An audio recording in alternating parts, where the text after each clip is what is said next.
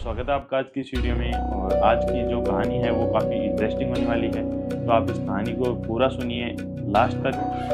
तो ये बात है 2011 की। 2011 में इंडिया भी वर्ल्ड कप जीता था और विनीत को एक ऑफ़र आता है कोटा के एक काफ़ी बड़े इंस्टीट्यूट से, वो भी स्टूडेंट्स को पढ़ाने के लिए। और इस जॉब लेटर को देखकर विनीत काफ़ी खुश हो जाता है क्योंकि उसकी एक ये ड्रीम जॉब थी। वो अपने पेरेंट्स से बात करता है और फिर थोड़े दिनों बाद वो कोटा आता है। विनीत कोटा आता है तो नए नए लोग मिलते हैं उसे, और वो नए नए लोगों में काफ़ी घुलना मिलना शुरू ही हो जाता है। शुरुआत में उसे प्रॉब्लम फेस करनी पड़ रही थी क्योंकि वहाँ पर कोई फ्लैट देने वाला नहीं था।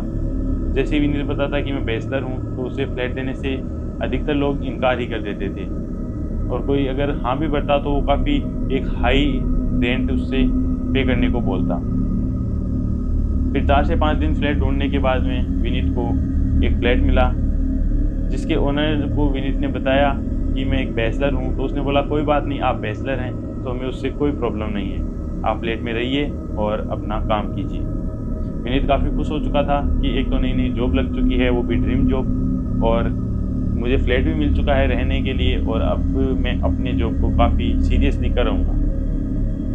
फिर विनीत नया आदमी था कोटा में, तो वो अपनी जॉब में काफ़ी घुल मिल जाता है, और बाहर के लोगों को वो जानता नहीं तो वो वहाँ घूमने वैसे भी कम ही जाता था, और वो अपने फ्लैट में ही ज़्यादातर रहा करता था। बच्चों को पढ़ाने के लिए वो पहले खुद अच्छे से तैयारी करता और फिर वो बच्चों को भी पढ़ा देता था।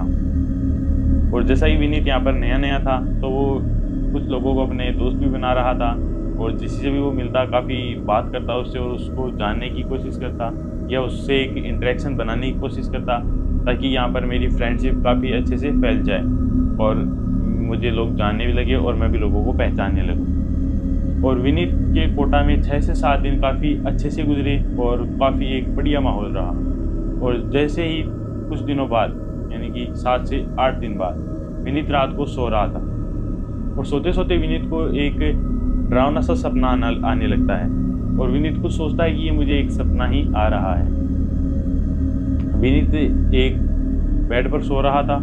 इस तरफ विनीत का बेड था, यहाँ पर एक स्टडी टेबल थी रूम में इस साइड, और सामने की ओर उसमें गेट था और पीछे एक विंडो थी। विंडो और गेट विनीत हमेशा खुली रखता था। और फिर विनीत उस बिस्तर पर सो रहा था तो उसको एक फीलिंग आती है कि कोई तो है जो उसके एकदम चेहरे के पास में बैठा हुआ है,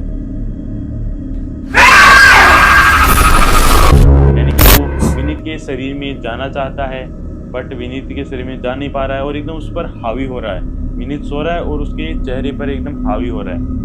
विनीत उसकी एक एक सांस को भी मॉनिटर कर पा रहा है। विनीत पहले उठ नहीं पाया, काफ़ी कोशिश करने के बाद विनीत की जैसे ही आँख खुली तो विनीत ने देखा कि वहाँ पर कुछ नहीं था, और जैसे उसकी आँख खुली तो उसको एक ऐसे फूंक मारने का, जैसे हवा मार देना ऐसे, इस तरह की हवा मारने का फील हुआ कि उसके चेहरे पर किसी ने हवा मारी है।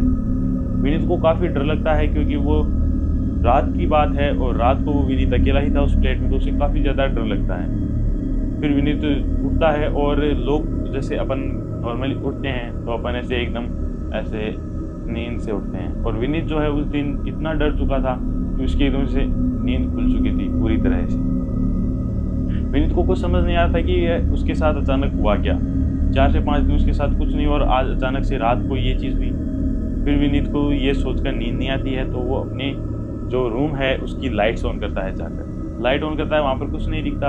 उसे दिखता है कि उसका जो डोर है वो खुला है, और जो पीछे खिड़की है वो भी खुली है, हवा आ रही है और ठंड हो चुकी है कमरे में काफ़ी। फिर वो सोचता है कि सुबह का टाइम हो गया है तो मैं अभी थोड़ा स्टडी कर लेता हूँ, यानी किताब में से टॉपिक्स पढ़ लेता हूँ, फिर मैं बच्चों को भी पढ़ा दूंगा वहाँ पर जाके। विनीत फिर पढ़ने लगता है, और जब वो वक्त देखता है तो उस वक्त टाइम हुआ था लगभग 2:15 से 3 बजे। तो विनीत काफ़ी घबरा जाता है कि अभी इतना ही टाइम हुआ है और मेरे साथ में ये अजीब सी घटना कैसे हुई। फिर विनीत जैसे ही टेबल पर बैठता है और दीवार की तरफ मुंह करके बैठ जाता है, सामने दीवार रहती है, विनीत बैठ जाता है और वो पढ़ने लगता है। फिर उसे फिर से नेगेटिविटी फील होती है, और फिर से कोई एनर्जी उसे फील होती है कि जैसे कोई पीछे दरवाजे से तो नहीं आ रहा है। उसके सामने खिड़की, इस तरफ दीवार और पीछे दरवाज़ा। विनीत धीरे से उसको घूम के देखता है और वहाँ पर कुछ भी नहीं मिलता उसे। फिर वो पढ़ाई करने लगता है, उसको ना नींद आती है और ना वो पढ़ पाता है, क्योंकि वो एक बार डिस्टर्ब सा हो चुका था मेंटली। फिर काफ़ी देर बाद विनीत को नींद नहीं आती है, तो वो ऐसे टाइम पास करते करते सुबह होती है। विनीत वापस से अपने काम के लिए जाता है, जॉब पर जाता है, बच्चों को पढ़ाता है और आ जाता है। फिर सेम चीज़ विनीत के साथ दूसरे दिन वापस होती है। विनीत काफ़ी घबरा जाता है और वो पढ़ने बैठता है तो उससे पढ़ा नहीं जाता, और सोने लगता है तो सोया नहीं जाता। विनीत जब गेट की तरफ देखता है तो कभी उसे एक ऐसे लड़की दिखाई देती है, जो वहाँ पर ऐसे लगता है कि यहाँ पर कोई लड़की मौजूद है, और कभी क्या। विनीत काफ़ी घबरा जाता है। नया नया फ्लैट था और कोटा में नया नया आया था, और ये अजीब अजीब चीज़ें उसके साथ होना एक इत्तेफाक तो नहीं। और जो विनीत का अपार्टमेंट था उसके सामने एक ग्रोसरी शॉप था, और वहाँ पर जो व्यक्ति था वो विनीत से काफ़ी घुल मिल चुका था एक दोस्त की तरह। तो विनीत ऐसे उसके पास जाता तो उसको एक बात बताता है कि मेरे साथ आजकल ऐसा अजीब हो रहा है। फिर वो जो ग्रोसरी वाला है वो पूछता है आपका इसमें फ्लैट कौन सा है इस अपार्टमेंट। तो विनीत बोलता है मेरा 201 नंबर का फ्लैट इस अपार्टमेंट में है। फिर उसने बोला कि क्या तुम्हें इसकी कहानी नहीं पता, यानी इस फ्लैट की तुझे कहानी नहीं पता। विनीत फिर काफ़ी डर जाता है और वो सोचता है कौन सी कहानी, और रात हो चुकी थी, 8:30 बज चुके थे। तो विनीत को वो बताता नहीं है, वो बोलता है कि कोई बात नहीं, मैं कल बताऊंगा। इससे विनीत के मन में काफ़ी डर बैठ जाता है कि ऐसा क्या है, ये कौन सी कहानी की बात कर रहे हैं। फिर विनीत ज़बरदस्ती करता है, ऐसे पूछता रहता है कि बता दो बता दो बता दो। थोड़ी देर बाद में जो ग्रोसरी वाला है वो बताता है कि इस अपार्टमेंट के 201 नंबर फ्लैट में आज से कई साल पहले, 2 या 3 साल पहले, एक माँ और बेटी रहते थे। और जो बेटी है वो पढ़ाई में थोड़ी कमज़ोर थी, तो उसे वो डिप्रेशन में थी, और उस पर काफ़ी प्रेशर था स्टडीज़ का, और वो उस प्रेशर को नहीं झेल पाई और उसने सुसाइड कर लिया। और उसके बाद में 201 नंबर फ्लैट खाली पड़ा है कई दिनों से। और विनीत को फिर इतना ज़्यादा डर लगने लगता है कि वो उस फ्लैट में जाने की हिम्मत भी नहीं कर पाता, क्योंकि उसे पता है अब उसे उसी फ्लैट में जाना है जिसमें उसके साथ 2 या 3 दिन से लगातार अजीब अजीब सी घटनाएं हो रही है, और उसमें एक सुसाइड भी हुआ है। विनीत वहाँ से जाता है जो चौकीदार हैं उनके पास, और उनको बोलता है कि मैं उस फ्लैट में जा रहा हूँ, आप मेरे साथ चलिए प्लीज़। चौकीदार बोलता है ठीक है चलो, और जो चौकीदार है वो वहाँ से लकड़ी लेता है, एक ऐसे स्टिक बड़ी, और फिर उसके साथ चलता है। विनीत को अजीब लगता है कि आज चौकीदार ने एक ऐसे लकड़ी उठाई या स्टिक उठाई बड़ी, इसका मतलब कोई तो गड़बड़ यहाँ पर है ज़रूर। फिर वो 201 नंबर फ्लैट में पहुँचते हैं, और वहाँ से विनीत जल्दी से जाता है अपने रूम में। चौकीदार बाहर खड़ा रहता है, विनीत रूम में जाता है, अंदर जाकर देखता है तो थोड़ा बहुत सामान उसका बिखरा मिलता है, जो कि उसने नहीं बिखेरा था।